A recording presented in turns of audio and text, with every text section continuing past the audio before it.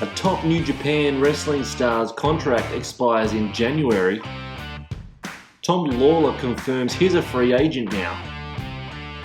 Fierce rivals collide in a 6-woman tag team match next week. Former WWE Champion booked for the next episode of Stone Cold Steve Austin's Broken Skull Sessions. And Vince McMahon absolutely loves Abyss.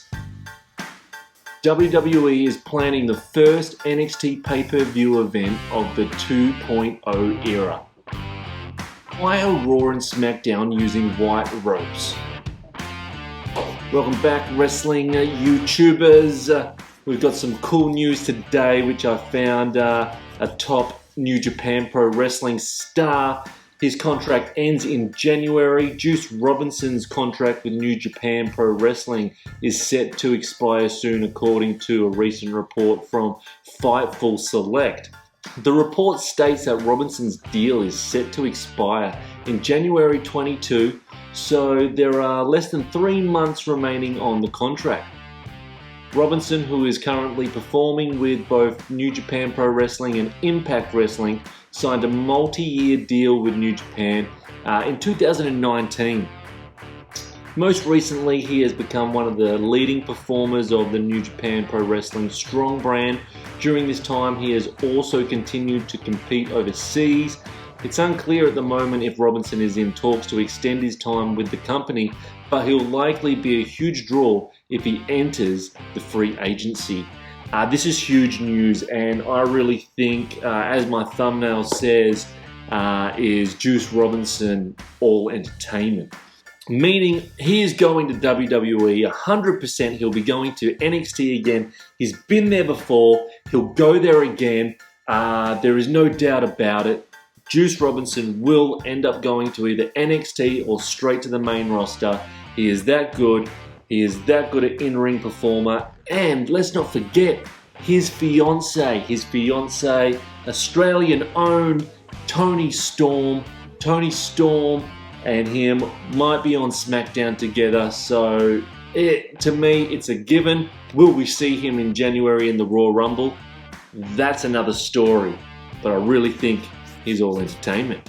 So Tom Lawlor confirms he is a free agent, and yes, today I did watch his final match on MLW in a casket match, which was pretty damn good. So go on YouTube, it's a free match on YouTube, watch it. Tom Lawlor is a mainstay in Major League Wrestling for the past 4 years. He posted the following statement on Monday confirming he is now officially a free agent. As of today, I'm a free agent in the world of professional wrestling. Lawlor wrote, "Thank you to MLW and all the time and effort they put in with me. But mostly I'd like to thank MLW staff, wrestlers past and present, and the fans for the last 4 years of memories."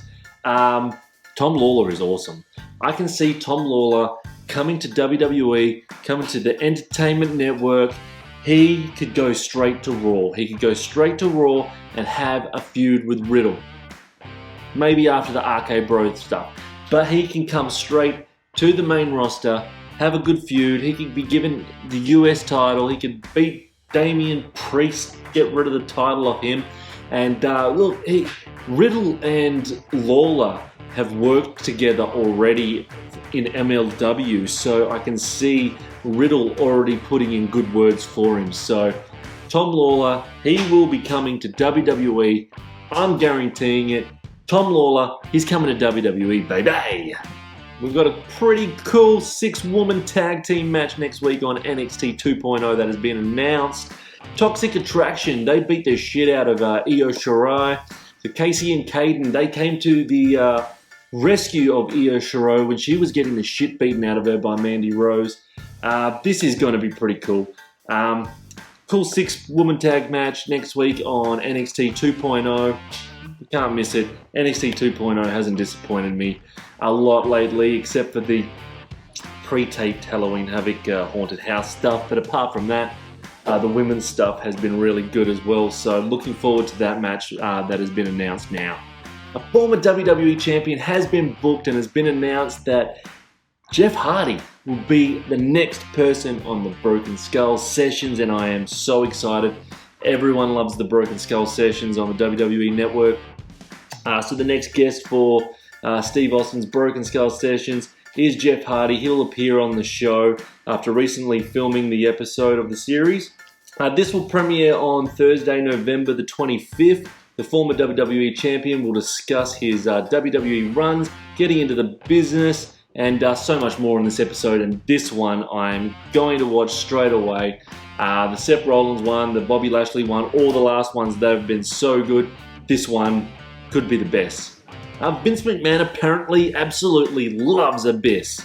Well, we love Abyss as well, and we want to see Abyss have a match in the WWE.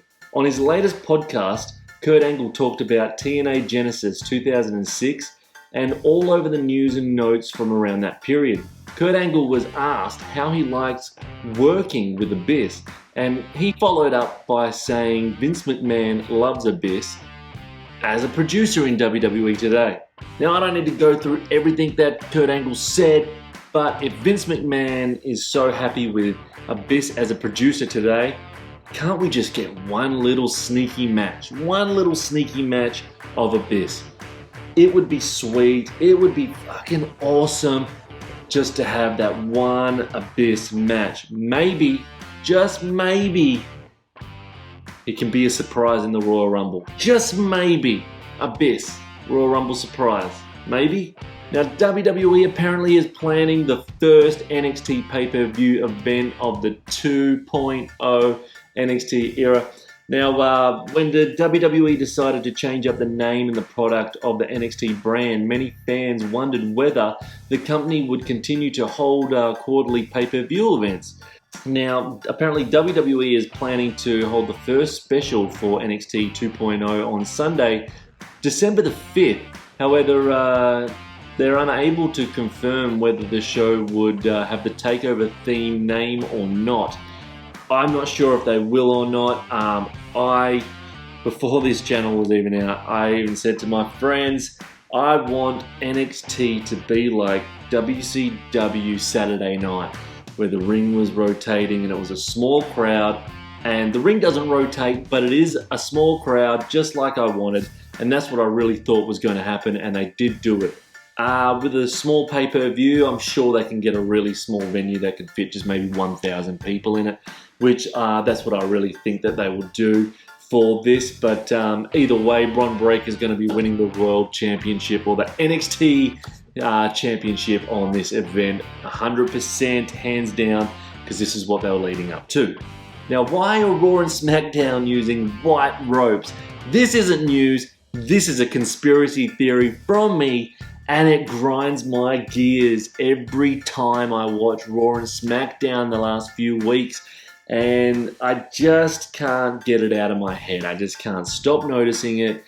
It's pissing me off. Survivor Series is coming up, and it's the blue brand versus the red brand. No, it's the white brand versus the white brand, because your ropes are white. It's not doing you any good favors having white ropes leading up to brand versus brand Survivor Series, and you're using white ropes. It just grinds my gears. Let me know in the comments, what do you think of the white ropes, because it's pissing me off. Go back to white ropes after Survivor Series, but leading up to Survivor Series, you got to have red ropes and blue ropes just to show brand supremacy. Supremacy! Is it grinding your gears, or hadn't you noticed and now you're going to see it and it's going to piss you off? I apologize about that, but now it's done my head in. It's done my head in. Thanks, guys. I hope you can subscribe to this channel. I'm going to do more fun wrestling stuff on this channel, and we'll see what it brings. We'll see what it brings, and we'll see how many people watch. And I'm just going to keep making stuff and having some fun on here. I'll give you some wrestling news when it comes in, and I know there's a million wrestling channels, but you've got to have an Aussie one as well, don't you? Have a good one, guys. See you.